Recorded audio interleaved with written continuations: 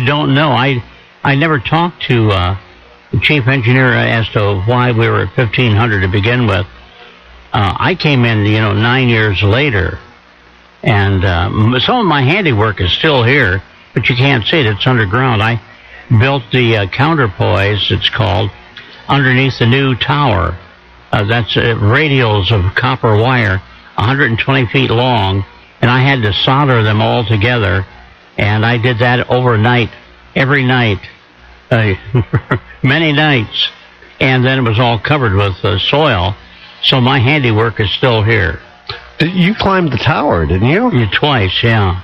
I did work on it. I took tools with me, and never a safety belt, though. I depended on my hands to keep me up there, with my feet. And, I used to tighten all the bolts, and because we had a transmission line that was 2 or 3, 3 inches in diameter with a center core, and it was held onto the tower by brackets, and occasionally they get loose, and so I would go up and tighten them up. Without a harness? Yes. And it was so neat. I could see the outskirts of Delaware. Some of the taller buildings of Delaware I could spot from up on top of the tower. And then our first antenna, we went on FM in 1953, and we had, of course, have a new tower, and the Hamilton brothers brought the tower over from the railroad siding, and 15 sections of it, and then the steeplejacks came in and put it together. But I had to work inside the antenna on the ground. It was a big tubular thing, 50-some feet long, and I had to crawl inside there and wire the harness, the copper pipes and everything. It was complicated. I was thinner then.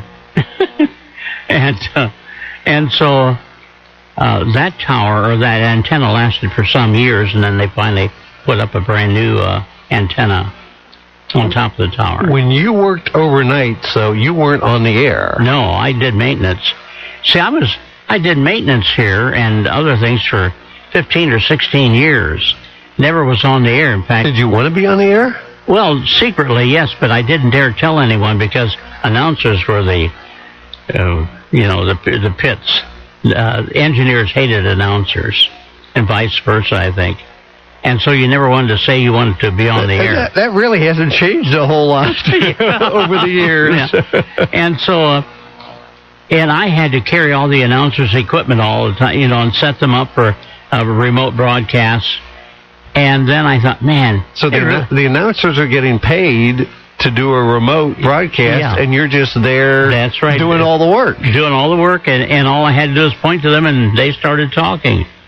And I thought, wouldn't it be neat if someday that I got a job like that, and they could wait on me? Well, by the time that happened, we converted into announcer-engineer combos. And so I never did have that privilege. I took the equipment out and did the announcing myself. And you always want to get there a half hour or 45 minutes ahead of time. And I still do that with ball games. Oh, yeah. Because, never know. 98 times out of 100, everything's going to, they're going to hear you back at the station. But it's that one time or two times where, I'm not getting anything. And you got to run back, get another piece of coax or a different microphone cord or something like that. Yeah, it used to. I don't know, you probably don't. We used to do, of course, all the football games and basketball games, like in Elyria, Sandusky, and all over for Harding, and they had to order a telephone line. Yeah. And you never knew if that line was going to be... Oh, I know. And that was the way until really cell phones came into existence, like we would do... Or the Marty transmitter. Yeah. When the first few years, if I had a football or a basketball game, a lot of times you wouldn't know...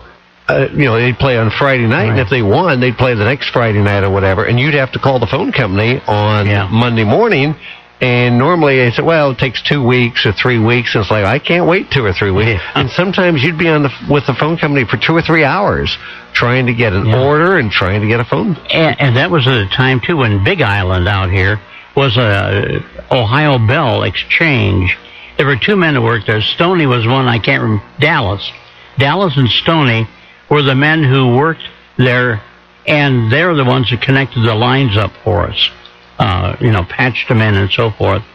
And so I was always calling them, I can't hear this or I can't hear that. And they'd fix it up. Oh. Oh, my. That was an era. We're going to come back, talk more with Charlie again.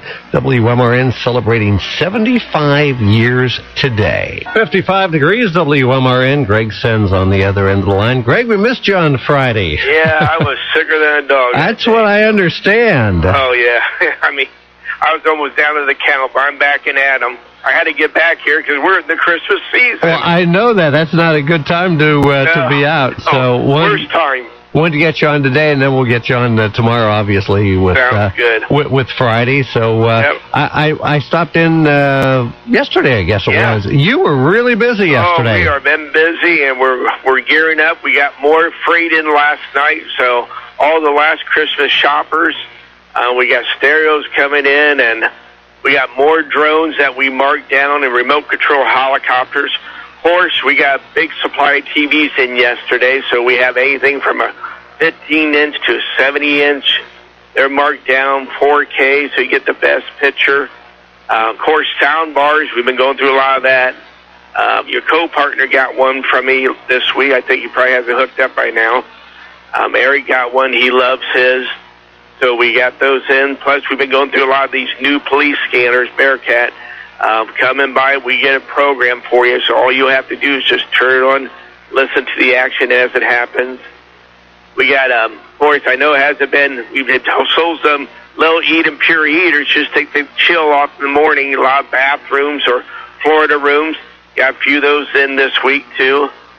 Got over 2,000 batteries in the other day, so all your people that need batteries come in, we have those on sale, so we can save you some money there. Of course, closed circuit security system cameras, got more of those in. Wireless headphones for the hard of hearing people who want to listen to TV. Just take a little picture of your TV, what jacks or your instruction. It helps for anybody at any age so they can put wireless headphones and watch TV or a computer or a stereo. We got those in. Got a little bit of everything. We're well stocked. Like you, when you were sorry I couldn't talk to you yesterday when you came in, but we were getting backed up right then. So we're here, of course, 9 to 6 today. Let's see, tomorrow's Thursday. I think we're open until 9 till 2 tomorrow, so we'll be ready. And got a little bit of everything. Little stocking stuffers. We got these little Bluetooth speakers marked down $10, so they're only $29. So you can play your iHeart radio right through it. If you get a phone call, it'll automatically make the music go down. You answer the phone call. When it gets done, it stops, and your music goes back, and they work off rechargeable batteries. You can use them in the shower or in the workplace or stick it on your car while you're working outside. Got those in. Mounts for TVs, car stereos. We're well stocked. All right. Well, Greg, we'll do another one tomorrow, but we'll get you on since we missed you last week. And again, Merry Christmas, Happy New Year to you and Pat and everybody, your parents, everybody out at Cervex. And well, thank you. I wish everybody, too, all of our customers, all the people at WMRN, you and your family, the whole crew. This is the time to be thankful for what we got, right? Talk to you tomorrow. All right, Jeff. Thanks.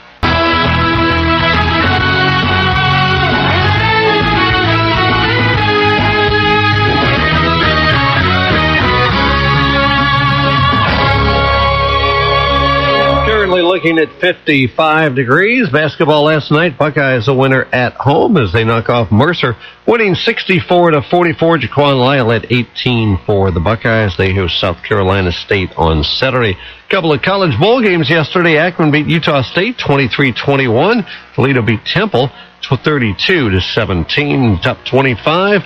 Number 1 Michigan State advanced to rally from 15 down to beat Oakland University last night 99-93. Talking with Charlie, and even with 2 hours, we're not going to get nearly everything discussed. No. We were before we had to break there at 8 o'clock. We were talking about, kind of working overnight and helping out with engineer. How did it come about that you eventually got on the air? Ken Charles was our program director, and of course I worked with him in the mornings on the. I always played the music for all the announcers, and. I got so good I could hit the spindle with a 78 RPM record just by tossing it. But anyhow, Ken Charles, our program director, went on vacation. He said, Evers, he said, you've been here for so many years. Why don't you just take over from me while I'm on vacation? So I said, okay. And when he came back, he said, well, keep on. Just continue. And that was how I got started. That was 1968. So did Ken then not be on the air anymore? He was on the air for different... He had a program called Insight, one evening a week. It was kind of kind of a controversial type of call-in. But he just spent his time as program director. Okay. Yeah. Well, when Roger Fisher, he was kind of my boss, I guess. Yeah. When I came here, Roger was the sports director as well as kind of the program director. But he never really was on the air other than to do ball games. Right. And he used to do like a 30-second commentary like once a week or once a day, as I recall. Like the guy Sunday, the Giants guy that ended up, getting all these penalties. Oh, yeah. He'd do something. It's time for the NFL to get harder on penalties or something. And he would do something like that. But he actually, wasn't really on the air per se.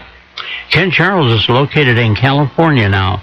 He was in the first Bratwurst Festival parade with me. I pulled his kids and my kids in antique wagons, and we walked the parade. That was back in 1960, around 68 or 9. But he moved to California and started a audio-visual company, I think.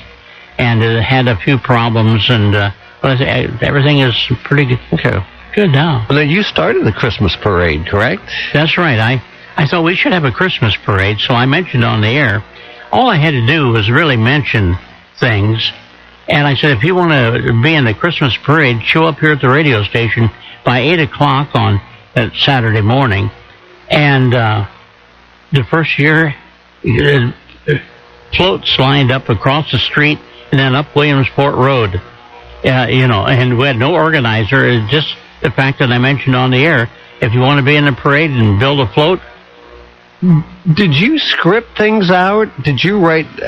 Did you do much show prep, or did you just come in and that's what I still don't. You just kind of lazy. You just kind of come in, sit down, and whatever comes in your mind, that's right. You talk about it. Yeah, and so one of the years we had the parade, the Marion Harding High School pep band joined us, and it was so cold their instruments froze up. Their valves wouldn't work, and then some guy showed up in the parade, and I thought, well, what's he doing?